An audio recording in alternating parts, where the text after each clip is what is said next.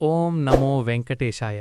Tirumala 2025 December 30న Tirumala శ్రీవారి ఆలయంలో ప్రతిష్ఠాత్మకమైన వైకూపద్వార దర్శనాలు అత్యంత వైభవంగా ప్రారంభమయ్యాయి. గోవింద నామస్మరణతో ఆలయ పరిసరాలు మారుమోగగా, శ్రీవారి దర్శనానంతరం భక్తులు వైకుంఠద్వారంగుండా ప్రవేశించి అపూర్వమైన ఆధ్యాత్మిక అనుభూతిని పొందారు. ఆలయం లోపల మరియు బయట క్యూలైన్లలో భక్తులకు ఎలాంటి అసౌకర్యం కలగకుండా చేపట్టిన ఏర్పాట్లను Tirumala Tirupati Devasthanams chairman Shri B R. Naidu, EO Shri Anil Kumar Singhal, అదనపు ఈవో శ్రీ సి.హెచ్. వెంకయ్య చౌధరి ప్రత్యక్షంగా పర్యవేక్షించి భక్తుల అభిప్రాయాలు తెలుసుకున్నారు. ఈ సందర్భంగా చైర్మన్ మాట్లాడుతూ, గతంలో ఎన్నడూ లేని విధంగా కట్టుదిట్టమైన ప్రణాళికలతో దర్శనాలు నిర్వహిస్తున్నామని, ఏర్పాట్లపై భక్తులందరూ సంతృప్తి వ్యక్తం చేస్తున్నారని తెలిపారు. ఈవో అనిల్ కుమార్ సింఘాల్ మాట్లాడుతూ, వేకువజామున 12:05 గంటలకు వైకుంఠ ద్వారాలు తెరిచిన అనంతరం అర్చకులు నిత్య కైంకర్యాలు నిర్వహించి దర్శనాలు ప్రారంభించామని, రాష్ట్ర ముఖ్యమంత్రి నారా చంద్రబాబునాయుడు ఆదేశాల మేరకు ఈసారి సామాన్య భక్తులకు పెద్దపీట వేశామని చెప్పారు.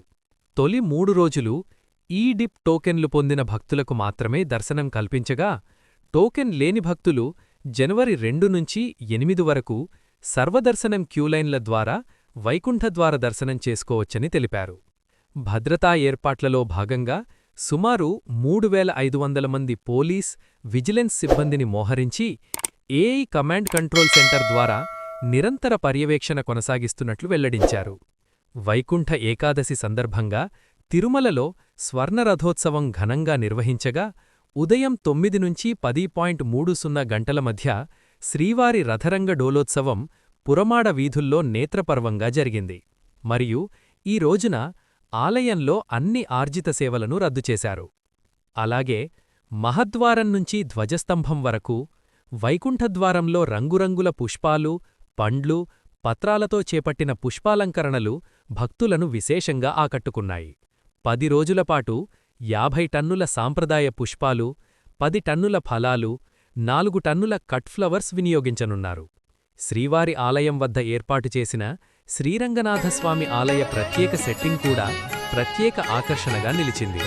ఇక వైకుంఠ ద్వాదశి పర్వదినాన్ని పురస్కరించుకుని బుధవారం ఉదయం 4:30 నుంచి 5:30 గంటల మధ్య శ్రీస్వామి పుష్కరిణిలో సుదర్శన చక్రతాళ్వార్ల చక్రస్నాన మహోత్సవం వైభవంగా జరగనున్నది.